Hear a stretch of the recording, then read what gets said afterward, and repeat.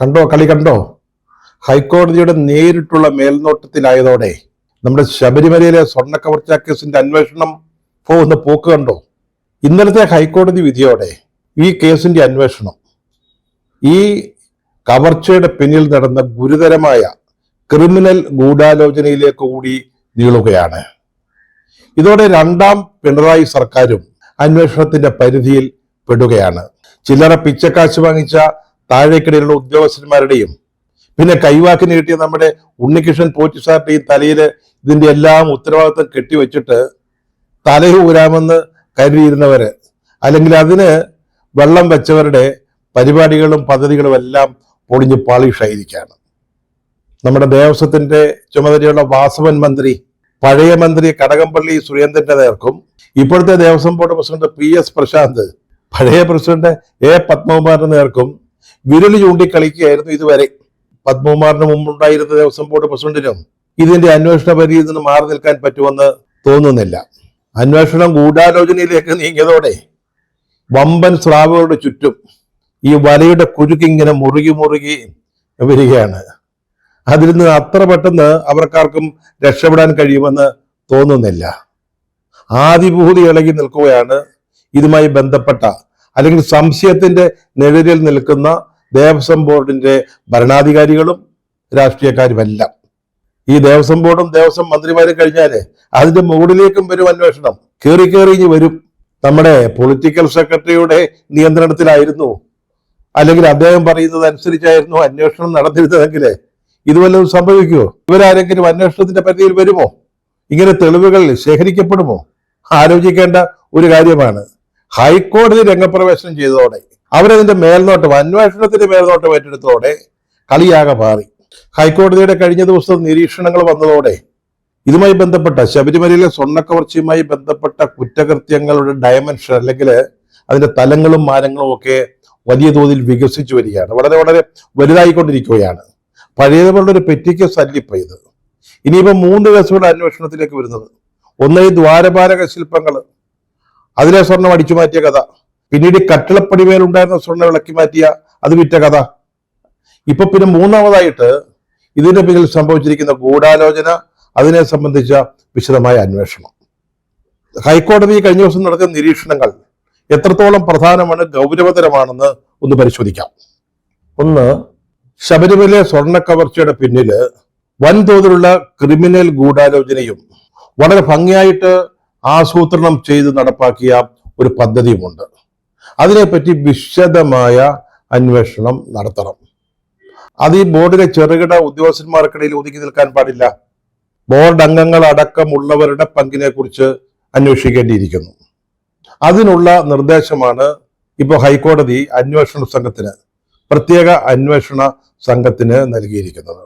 രണ്ടാമത്, ഇതുവരെ ഇപ്പോഴത്തെ പ്രസിഡന്റ് PS പ്രശാന്ത് അദ്ദേഹം അങ്ങനെ നിരപരാധി ചമഞ്ഞു നിൽക്കുകയായിരുന്നു. എനിക്കിതുമായിട്ട്, അല്ലെങ്കിൽ എന്റെ ബോർഡിന് ഇതുമായിട്ട് യാതൊരു ബന്ധവുമില്ല എന്നാണ് പറഞ്ഞുകൊണ്ടിരുന്നത്. കോടതി കഴിഞ്ഞ ദിവസം വളരെ കൃത്യമായിട്ടൊരു കാര്യം പറഞ്ഞിരിക്കുന്നു. 2025 ഏറ്റവും അവസാനം ഈ അറ്റകുറ്റപ്പണികൾക്കായിട്ട് ഈ സ്വർണ്ണപ്പാളികൾ ഉണ്ണികൃഷ്ണൻ പോറ്റിയെ ഏൽപ്പിക്കാൻ നിർദ്ദേശിച്ചത് ഇപ്പോഴത്തെ ദേവസ്വം ബോർഡിന്റെ പ്രസിഡന്റാണ്, PS പ്രശാന്ത് ആണ്. അതിന് കൃത്യമായ തെളിവുകളുണ്ട്. ജൂലൈ 7 അയച്ച കത്തിൽ ദേവസ്വം കമ്മീഷണർ പറയുന്നത് ഈ ദ്വാരപാലക ശില്പങ്ങള്, അതിന്റെ അറ്റകുറ്റപ്പണികൾ നടത്താൻ ചെന്നൈയിലെ സ്ഥാപനത്തിന് വൈദഗ്ധ്യം പോരാ എന്നാണ്. അത് വളരെ കൃത്യമായിട്ട് പറഞ്ഞിട്ടുണ്ട്. ആഗസ്റ്റ് 8 തീയതി ആയപ്പോഴത്തേക്ക് നമ്മുടെ ദേവസ്വം കമ്മീഷണർ പെട്ടെന്ന് MA ബേബി ആവുക. നമ്മുടെ CPM-ന്റെ ദേശീയ ജനറൽ സെക്രട്ടറി അദ്ദേഹം ഇങ്ങനെയാണല്ലോ, ചില കാര്യങ്ങളിൽ ആദ്യം ഒരു നിലപാട് പറയും, മുഖ്യമന്ത്രിയുടെ മകന് സമൻസ് വന്നിട്ടുണ്ട്, പിന്നീട് അത് തിരിച്ചയച്ചതാണെന്ന് പറയും, പിന്നീട് മുഖ്യമന്ത്രി കണ്ണുരുട്ടുമ്പോൾ അത് തിരുത്തി പറയും. അതുപോലെയാണ് കമ്മീഷണർ.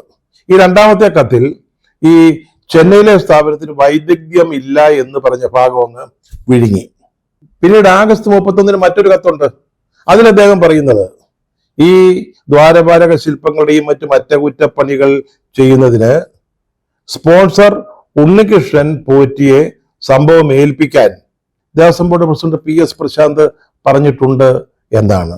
ഇവിടെയാണ് ഈ ഏറ്റവും പുതിയ ഇടപാടിൽ ഇപ്പോഴത്തെ പ്രസിഡന്റിനുള്ള ഉത്തരവാദിത്വം അല്ലെങ്കിൽ പങ്കാളിത്തം തെളിയുന്നത് പകൽ പോലെ വ്യക്തമാവുകയാണ്. 3, 2019 സ്വർണം പൂശിയ ശില്പങ്ങളായത്. അന്ന് അതിന് 40 വർഷത്തെ ഗ്യാരണ്ടി ഉറപ്പ് പറഞ്ഞിരുന്നതാണ്. പിന്നെന്തിനാണ് 6 വർഷത്തിന് ശേഷം ഇത് വീണ്ടും പുതുക്കി പണിയുന്നത്, അല്ലെങ്കിൽ വീണ്ടും സ്വർണം പൂശുന്നത്? അത് 2019 ശബരിമലയിൽ നടന്ന ഈ സ്വർണ്ണ കവർച്ചയ്ക്ക് മറയിടാനാണോ, അത് ഒളിപ്പിച്ചു വയ്ക്കാനാണോ? കോടതി സംശയം പറയാ, ഹൈക്കോടതിയാ.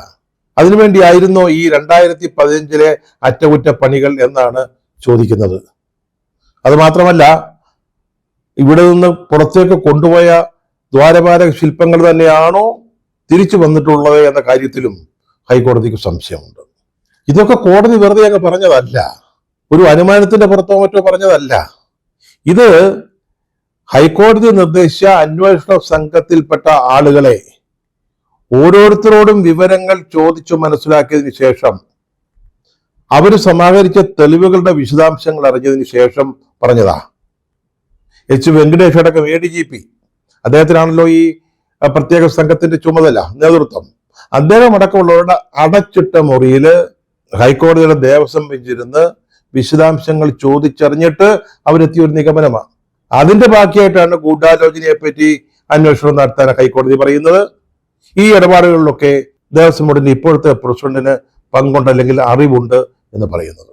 അതായത് ഇതുവരെ നടന്ന സ്വർണ്ണ കവർച്ച, ഏറ്റവും അവസാനം നടന്ന നടപടികളിൽ ഇപ്പോഴത്തെ ദേവസ്വം ബോർഡിനുള്ള പങ്ക്, ഇത് സംബന്ധിച്ച് വളരെ വ്യക്തമായ തെളിവുകൾ ഇപ്പോൾ ഹൈക്കോടതിയുടെ മുമ്പിൽ ഉണ്ട് എന്നാണ് ഇതിന്റെയൊക്കെ അർത്ഥം.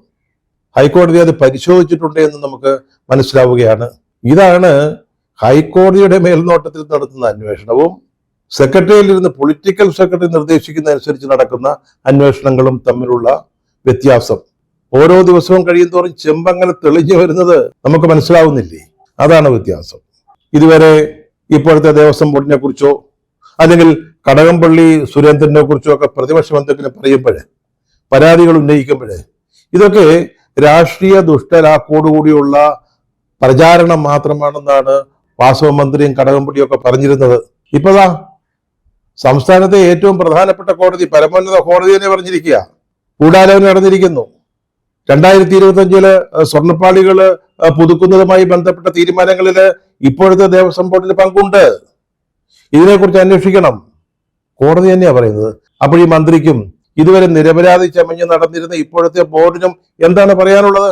ഇതൊക്കെ കാണുമ്പോൾ പഴയ മന്ത്രി കടകംപള്ളി സുരേന്ദ്രനും പത്മകുമാറും അതിനു മുമ്പത്തെ ചെയർമാനും ഒക്കെ വളരെ ഗൂഢമായി ചിരിക്കുന്നത് നമുക്ക് കാണാനും പറ്റുന്നുണ്ട്. ഇതൊക്കെ കാണുമ്പോൾ വലിയ സംശയങ്ങൾ ഉണ്ടാവുകയാണ്. അതായത് ദ്വാരപാലക ശില്പങ്ങളിലെ സ്വർണം കവർ ചെയ്തത്, പിന്നെ കട്ടളപ്പടിയിലെ സ്വർണം കൊണ്ടുപോയത്, ഇതിലൊക്കെ അപ്പുറത്തായിട്ട് ഗൂഢാലോചന കൂടി വരുമ്പോൾ ഈ കൃത്യം ആര് ചെയ്തു എന്നുള്ളത് മാത്രമല്ല, അത് ചെയ്യിക്കുന്നതിന് അതിന്റെ പിന്നിൽ നടന്ന ഗൂഢാലോചന, ക്രിമിനൽ ഗൂഢാലോചന, അതും കൂടെ അന്വേഷണ വിധേയമാകുമ്പോൾ നിലവിലെ ദേവസ്വം ബോർഡ് അധികാരത്തിൽ തുടരുന്നത് ശരിയാണോ?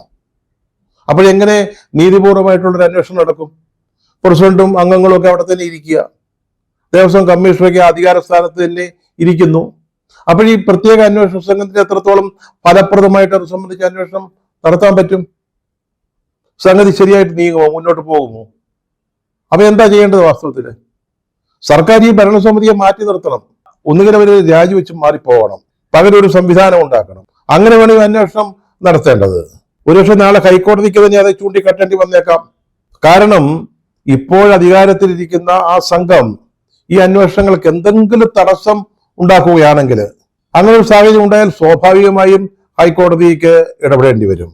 അതിനേക്കാൾ നല്ലത് ഇപ്പോൾ തന്നെ ആ ഭരണസമിതിയെ മാറ്റി നിർത്തുന്നതാണ്, ഒരു പകരം സംവിധാനം കൊണ്ടുവരുന്നതാണ് സർക്കാരിന് നല്ലത്. ഈ ഗൂഢാലോചന അന്വേഷണ വിഷയമാവുകയും ഇപ്പോഴത്തെ ദേവസ്വം ബോർഡ് പ്രസിഡന്റിന്റെ പങ്ക് വ്യക്തമാവുകയും ചെയ്തതോടെ ഈ മൊത്തത്തിലുള്ള സംഭവവികാസങ്ങളുടെ ആകമാന ചിത്രം തന്നെ അങ്ങ് മാറുകയാണ്. ഇത് ഭരണമുന്നണിക്ക് നേതൃത്വം കൊടുക്കുന്ന CPM-നുള്ളില് വലിയ മാറ്റങ്ങൾക്ക് കാരണമാകും. ഇതൊരു പക്ഷേ ദേവസ്വം മന്ത്രിമാരുടെ തലത്തിൽ നിൽക്കണമെന്നില്ല, അതിന് മുകളിലേക്ക് പോയേക്കാം. പാർട്ടിയിലെ ചില നേതാക്കളുടെ പടിവാതിലുകളിലേക്ക് അന്വേഷണം നീണ്ടു ചെന്നേക്കാം. അങ്ങനെ വലിയൊരു പ്രതിസന്ധിയിലെത്തി നിൽക്കുകയാണ് കേരളത്തിലെ CPM. 2 തെരഞ്ഞെടുപ്പുകൾ നടക്കാൻ പോവുകയാണ്. ഒന്ന് തദ്ദേശ ഭരണ സ്ഥാപനങ്ങളിലേക്കുള്ള തെരഞ്ഞെടുപ്പ്, അതൊരു സെമി ഫൈനലാണെന്നാണ് എല്ലാവരും പറയുന്നത്. അത് ഡിസംബർ ആദ്യ വാരമോ രണ്ടാം വാരമോ നടക്കുമെന്നാണ് ഇപ്പോൾ മനസ്സിലാക്കുന്നത്. അപ്പോഴേക്ക് അന്വേഷണം അങ്ങനെ മുറുകി വരിക. പറഞ്ഞല്ലോ, ഈ വലയുടെ കുരുക്കുകൾ മുറുകി വരിക.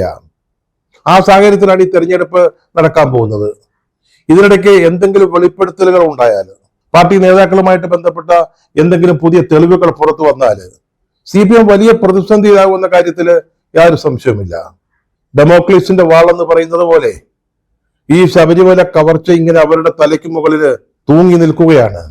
എപ്പോഴാണിത് പൊട്ടി വീണ് എല്ലാവരെയും കൊണ്ട് പോവുക എന്ന് പറയാൻ പറ്റത്തില്ല. ഇതുവരെ ഹൈക്കോടതിയുടെ ഇടപെടല്, പ്രത്യേക അന്വേഷണ സംഘത്തിന്റെ പ്രവർത്തനം, ഇതിനെക്കുറിച്ചൊക്കെ നമ്മുടെ മുഖ്യമന്ത്രി പിണറായി വിജയൻ നല്ലത് മാത്രമേ പറഞ്ഞിട്ടുള്ളൂ.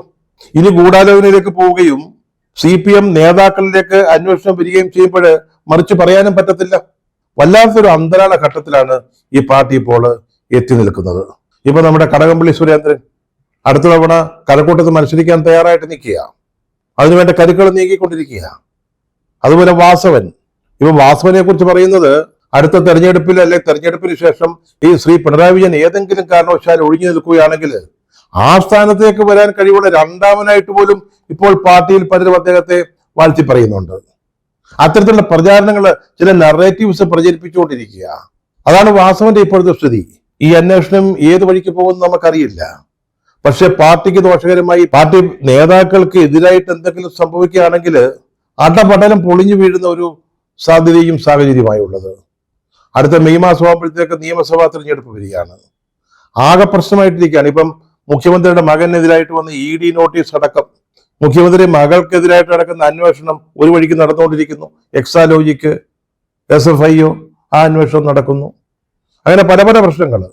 പമ്പയിൽ ആഗോള സംഗമം നടത്തി കഴിഞ്ഞാൽ, അയ്യപ്പ സംഗമം നടത്തി കഴിഞ്ഞാൽ എല്ലാ ദോഷങ്ങളും അകറ്റാമെന്ന് വിചാരിച്ചിരുന്നതാണ്. അതുകൊണ്ടോ ഈ വിദേശ യാത്രയോ കൊണ്ടൊന്നും പ്രശ്നപരിഹാരം ഉണ്ടാവില്ല എന്നൊരു സ്ഥിതിയിലേക്ക് CPM നീങ്ങിക്കൊണ്ടിരിക്കുകയാണ്. നമ്മൾ ഈ വിഷയം കൈകാര്യം ചെയ്തപ്പോഴൊക്കെ പറഞ്ഞിട്ടുള്ള ഒരു കാര്യമാണ്, ഈ ഗവൺമെന്റിന് അയ്യപ്പ കോപം സംഭവിച്ചിരിക്കുന്നു. പമ്പയില് ഈ അയ്യപ്പ സംഗമം നടത്തി ശബരിമല അയ്യപ്പനെ മുമ്പിൽ നിർത്തി രാഷ്ട്രീയമായ ലാഭക്കച്ചവടം ഉണ്ടാക്കാമെന്ന് വിചാരിച്ചിടത്താണ് അവർക്ക് CPM-ന്, ഗവൺമെന്റിന് തെറ്റു സംഭവിച്ചിരിക്കുന്നത്. അതുകൊണ്ട് തന്നെ ഈ അയ്യപ്പ കോപത്തിൽ നിന്ന് CPM-നും മുന്നണിക്കും രക്ഷപ്പെടുക വളരെ പ്രയാസകരമായ ഒരു കാര്യമായിരിക്കും.